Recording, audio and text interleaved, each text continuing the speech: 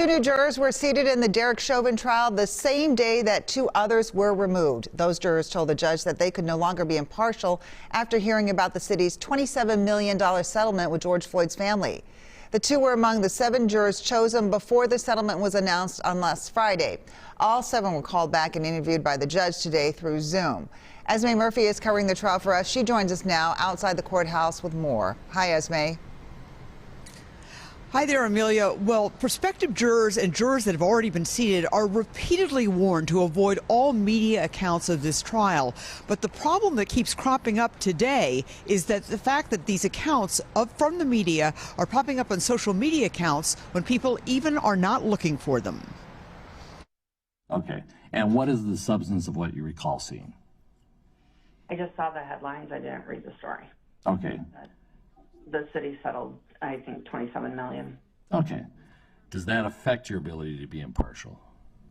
I've been thinking about this question a lot. I don't think so.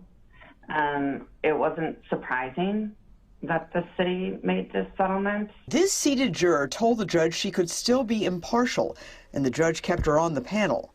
That was not the case for 2 male jurors. How do you think that would affect your ability to be impartial in this case?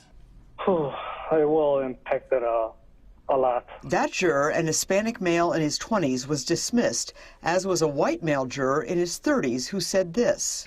I would say especially that dollar amount was kind of shocking to me. That kind of sent a message that the city of Minneapolis felt that something was wrong and they wanted to make it right to the tune of that dollar amount.